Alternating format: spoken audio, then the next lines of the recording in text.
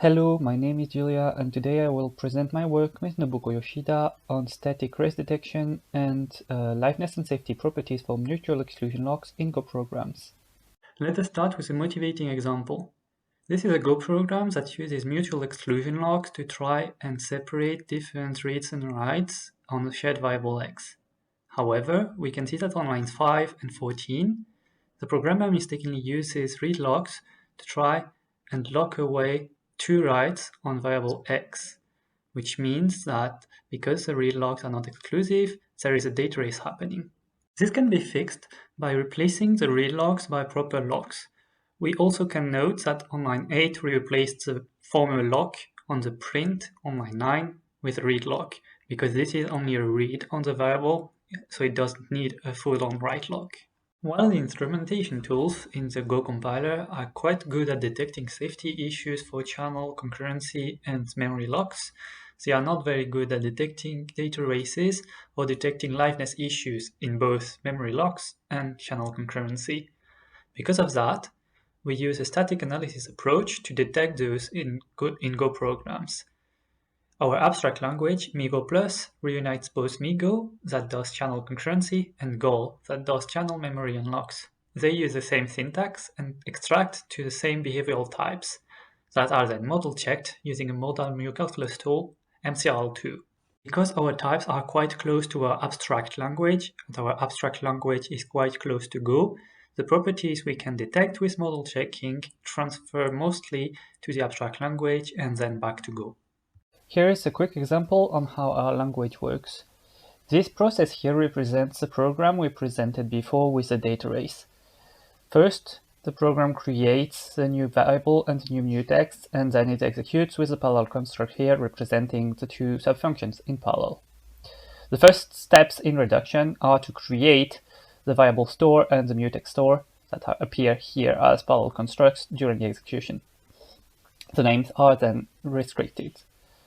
The next thing we can do is to reduce both of the read locks in any order, so they disappear and the lock store bumps up to 2. Then both reads can be executed again in any order, the state of the variable in the store being the same anyway. They load 0, and then the two store actions can execute, which means we have a data race. An important part of the Go memory model is the happens before relation. This relation orders actions in the same thread by thread order, as well as some actions in different threads, depending on the state of channel interactions or of locks. In this example, we have P, a process with a single thread that has different actions going in some order. First, we try to call on the lock L, which means we can reduce on this action to reach the next state. In turn, that means that P has immediate available action lock on the lock L, which is represented by the barb on the first line. The next action that it can do is try to load variable X in local variable T1. That in turn means that a read on variable X is immediately available. The order between the lock and the read is necessarily the lock first and the read second, because the thread order is like so, which means the lock happens before the read. As another example, we could have Q, that is a parallel composition of two separate threads that both call on store actions for X, first one with value 10, the second one with value 20, and then continue on with their own continuations Q1 and Q2. We can see that Q has both immediate actions available, writes on the first thread and write on the second thread, which is represented with those barbs. That in turn means, because both actions are available at the same time, that there is no order between them. We do not have the write on the first thread happening before the one on the second thread, nor do we have the write on the second thread happening before the one on the first thread. With both immediate availability of actions and happens before relation available to us, we want to define data races. I will present two definitions here and we will prove that they are equivalent. The first one is done through the happens before relation. If P can reduce to a normal form, and then this normal form has two paths of reductions, that have both a write action available on different threads I and I prime, such that neither of those are happening before the other, so the write in I does not happen before the write in I prime, and conversely the write in I prime does not happen before the write in I, then P has a data race. The second definition formalizes what I showed in the reduction process before. If P reduces to a normal form that has both the write on the thread I and the write on the thread I prime available at the same time, then P has a data race. A theorem that is important is that two characterizations 1 and 2 are equivalent, which means that the happens before relation from the official Go memory model is good enough to represent data races in a formal way. We can define in our language safety and liveness properties for both mutual exclusion locks and channels. I will here concentrate on the example of mutual exclusion locks. For safety, we want that if an immediate unlock action is available, then the current state of the lock is that it is locked, which is represented by the star in our language. The mutual exclusion lock can only be unlocked if it is already locked. For liveness, we want that if an immediate lock action can be called, then at some point in the future of process P, this lock will be answered, which is represented with the reduction on tau L action here, tau L representing in synchronization on the lock L. A mutual exclusion lock will always eventually answer a lock request. The last thing we need to be able to model check our programs is a type system. We use behavioral types. The typing judgment is represented here with gamma as a typing context, P is a program, and T is associated type. The processes and types are very close together. However, there's some major differences I will explain here.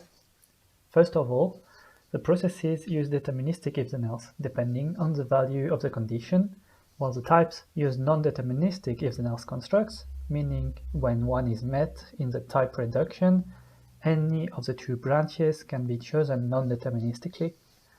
Next, the processes are value dependent on data, meaning the type and the content of the shared variables and of the channels is important, while the type system does not care for either of those. Lastly, the processes are very good at emulating the program because of the two precedent points, while the types make it easier for model checking. Nonetheless, both of them follow the Go memory model, modeled by the happens before relation, which means both of them are quite good at modeling the Go programs. For the type system to be close to our processes, we need two reduction theorems that we did prove in our paper. The first one is subject reduction. If P is typed by T and can reduce to P prime, then there exists a type T prime that reduces from T such that P prime is typed by T prime. The second theorem is progress and is the reverse. If P is typed by T and T can reduce to some T0, then there exists a reduction P prime of P and a reduction T prime of T such that P prime can be typed by T prime. Now that we have those reduction properties between processes and types, we can show the equivalence for safety and liveness between processes and types. Processes are safe if and only if types are safe for all of the processes in our model. However, liveness does not follow this exactly, so we'll show three subsets of programs for which liveness is equivalent between types and processes. The first one is May converging programs. What it means for P to be May converging is that at any point in the reduction, there exists a path to termination. It will not be necessarily taken, but it exists and is available. The next subset is the set of programs that are not infinite conditionals. A program is infinite conditional if there is an infinite recursion loop in which a conditional occurs repetitively. So it is not an infinite conditional if there is no such loop with a conditional inside of it. The next thing is inside of infinite conditionals, there is a small subset of processes that have equivalence between liveness for types and liveness for processes, and it is alternating conditionals.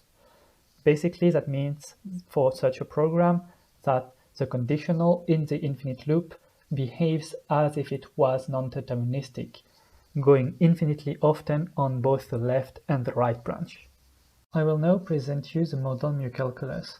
First, I will show you how to gather building blocks from the types to construct formulas and then explain exactly how those formulas are constructed. The first thing we need to do is to reduce the type enough to gather a normal form in which all of the restrictions are at the front of the term. Then we can use all of the available actions of this term, including reduction actions such as the synchronization on L, tau L, and use them as actions for our formulas. We can then use both of those flags and synchronizations to build model properties, which are logical propositions. The modalities in which those flags and synchronizations can happen are the diamond property, which means that there exists an action at the specific state, and the box properties, which means for all actions available in this state that are in the set of actions, the next proposition is true. We can then continue reducing our process to check the properties on the next stage, where all of the new available actions will become part of the flags, and the former ones that are not available anymore will disappear from the flags. The relation between the model checking of the types and the model checking of the processes is more or less the same as in the previous theorem where we check the properties manually. First, we need to define a superproperty psi, where psi of phi means that phi is true in every reachable state, for phi a model mu formula. Then we have the following theorem for model checking MiGo plus processes. If P is typed by T, and T follows psi of phi for phi a safety property, including data race freedom, then P also follows psi of phi. For liveness, however, we have the same restrictions as before. P must be either a May-converging program, including terminating programs, a non-infinite conditional program, or an alternative conditional program, so that its model checking by psi of phi is a conclusion of the model checking of its type. I will now explain how our tool works.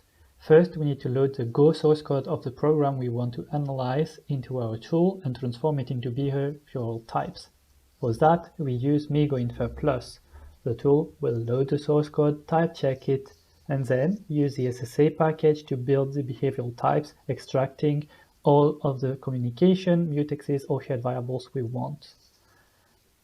Then, those behavioral types can be used by Godel2, that is written in Haskell, to be checked either for termination using the termination checker Kittel, or for the other properties, liveness, safety, and data race freedom, which is a safety property, by MCL2. MCL2 being a model checker using the Modal-calculus. We test our tool on several programs from the literature, including examples from the Go programming books and an adaptation of the Dining Philosopher example. We can see that the time grows exponentially with the number of summons, which roughly grows with the number of lines of code. This exponential can be especially seen with the last two examples, channel-based Dining Philosopher with 5 threads, where the execution time for checking the fixed example reached roughly 10 hours on our machine. This limitation comes from the model checking tool and cannot be leveraged as long as we continue checking the examples in full. Our tool and its benchmark scripts are available freely on GitHub. A Docker image is also readily available for people who want to use it without needing to compile. There's a lot more that could not make it into the slides, including more definitions and properties on the alternating conditionals and other subsets of programs. All those details are available in the paper and its technical report. Future works include leveraging the complexity of the model checking tool. For example, we could trim down the programs to specific points that are interesting before feeding them individually to the model checker, reducing the number of summons and thus the time consumed. Another possible trail is to extend this work to other primitives of Go, for example, weight groups. If you have any questions, I will be happy to answer them in the Q&A session right after this talk. Thanks a lot for listening to my talk.